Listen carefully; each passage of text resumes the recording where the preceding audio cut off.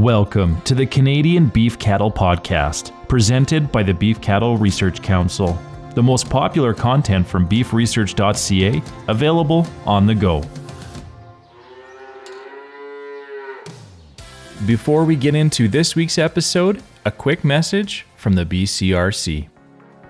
In beef production, genetics play a critical role in both management and profitability. Regardless of the size of your operation, or whether you are a commercial or purebred breeder, keeping records is an important part of managing your herd genetics.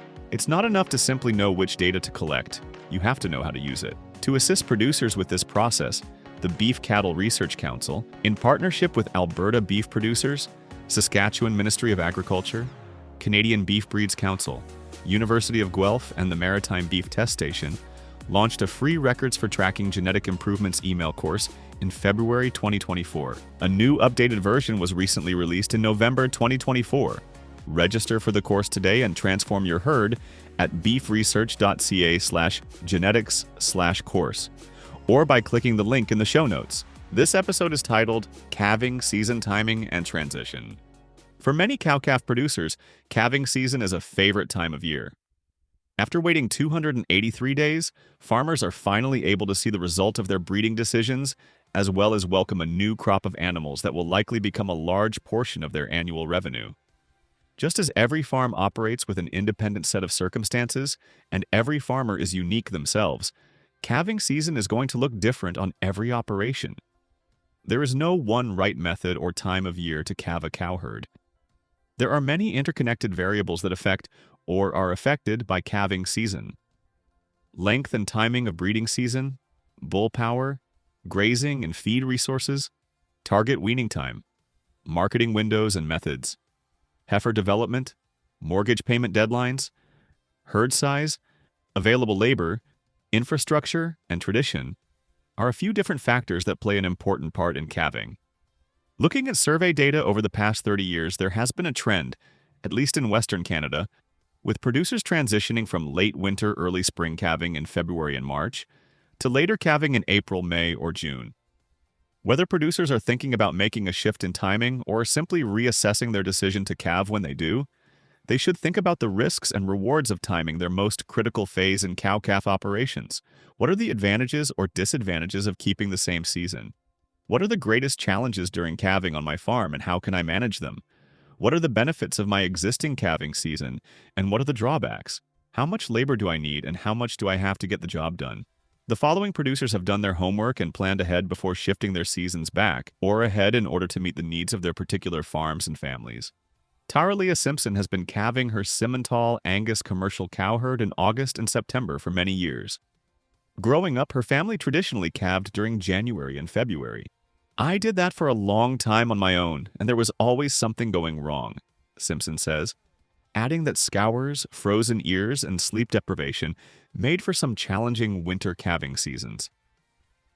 In addition to raising cattle, Simpson works as an agronomist, which also played a role in her decision to opt for a later calving program.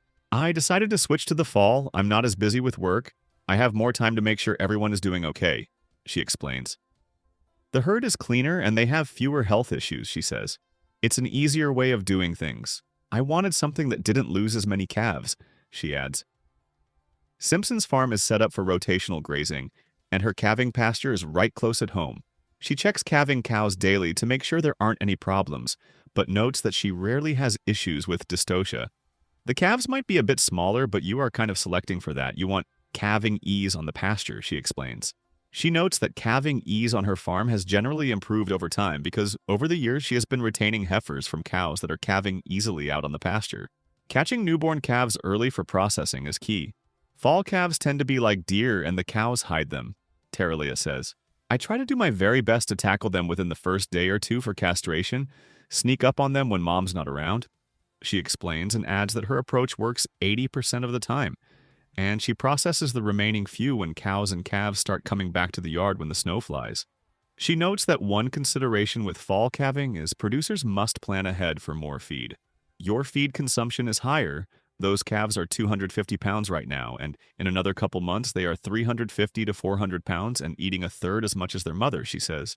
You do use a lot more hay through winter than those cows that are coasting through the winter and calving in spring. She has an area set up with calf panels and provides calves with their own bale of hay and a bit of grain that they don't have to compete with the cows for. The calves stay on their mothers through winter, and Simpson typically weans and ships them directly to market in the first 2 weeks of May. Shipping usually happens whenever I'm not busy at work or when the weather is too wet to be busy at work, she says, and adds that timing coincides with the grass cattle market. When it comes to breeding, Simpson says that conception rates are similar to what they were during earlier calving. However, snowy weather can impact a bull's ability to breed. Out on the pasture, the bulls have good traction, and they can get things done before it gets snowy and slippery, she says. In the past, when winter hits sooner, the bull is slower to cover cows due to deep snow or slippery footing, which can impact the length of the subsequent calving season. She says it's important to supplement during breeding season and make sure the herd is getting adequate minerals and protein. Randy Wenzel and her family operate a large mixed commercial cattle and cropping farm in south-central Saskatchewan. They used to calve from mid-March until mid-May or later. However, as their farm continues to evolve, they are looking toward transitioning to an earlier, more condensed season that starts in February. Due to the fact that we are a mixed operation and the grain side is getting to be pretty big, I'm trying to move calving up, says Wenzel, who also works full-time as an agrologist. Her busy off-farm work season hits in April and May, the same time that they are planting crops at home. She prefers having the majority of cows calved out before they get busy in the full swing of seeding. By taking another 20 days out of our breeding cycle, we can get everything processed and shipped to pasture by the last week in April, she explains. Wenzel says preparation and proper facilities are key when calving in the winter. While the weather can be cold in February, she adds that calving in April in their area when the wind picks up and spring blizzards hit can take a toll as well. Overall, February conditions have been fairly decent, she says, and adds they built a calving barn about 3 years ago to help offset the risk of unpredictable weather. They have been surprised by the occasional early arrival or set of twins, but have found that calving cameras are a useful monitoring tool and have helped the family save calves.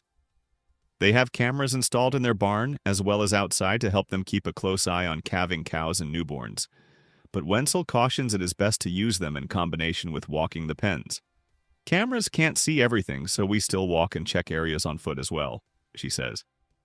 They have been continuously improving their calving area, removing old wood corrals and replacing them with heavy-duty portable corral panels and gates that can be moved, rearranged, and adapted as their needs change.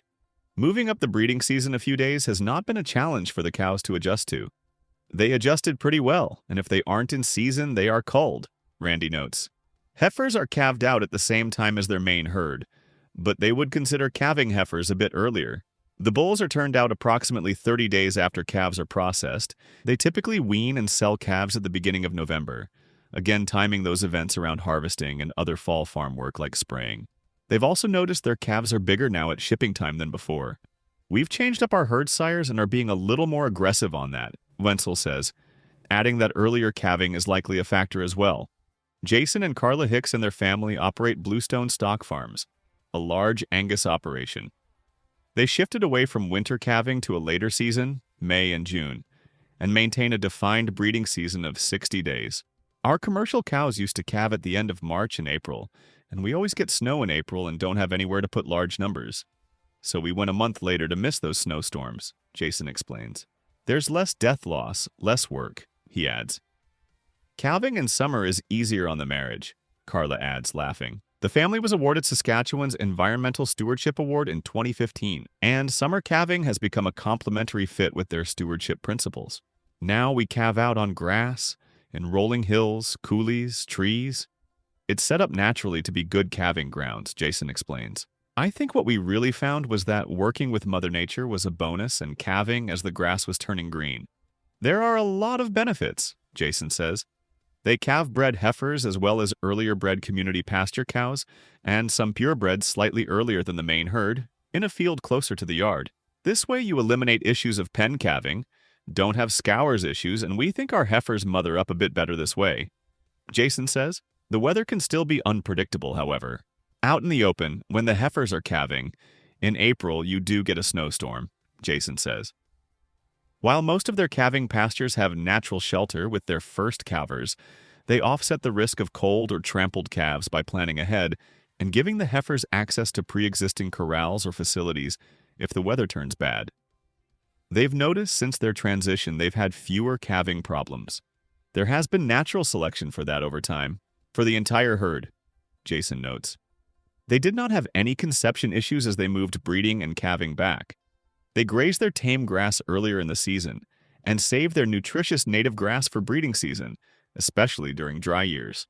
One downside of pasture calving has been predator attacks. Their ranch is natural terrain for coyotes and cougars, which has resulted in losses in the field and even in their corrals when they were still. We have a huge coyote population, says Jason. Even 15 years ago, we had coyotes take down yearlings right in the feedlot. After calving, they will brand, castrate, vaccinate, and tag calves in 4 or 5 branding days in July. Later, they wean calves from mid to late November. Our weaning weights didn't change that much, says Carla, after they backed calving off. We didn't change the bulls we bought or the type of cow we had. When those calves are born in nice weather, they hit the ground running and start growing, she explains, adding that winter-born calves use a lot of energy just to keep a calf warm. As groups of calves are weaned, they are sorted and backgrounded, trying to avoid selling in the fall when the majority of calves hit the marketplace. They watch markets closely and will sell their commercial calves any time after weaning through to the following August, after grassing them as yearlings in the summer. Like most beef producers, Jason and Carla put thought into their plan to transition to a later calving season. They adapted and learned along the way as they worked to adjust their calving season to make the best use of their human and natural resources. This is what we've figured out for us, Jason says. It might not work for everyone else, but we just need it to work for us.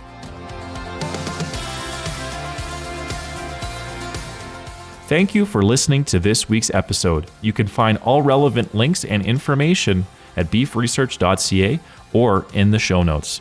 The Beef Cattle Research Council is funded by the Canadian Beef Cattle Checkoff and strives for excellence in the production of Canadian beef, cattle, and forage through research, innovation, and extension. Tune in every Tuesday as the Canadian Beef Cattle Podcast delivers straightforward insights, expert information, and a wealth of practical knowledge for Canadian beef producers. Subscribe now.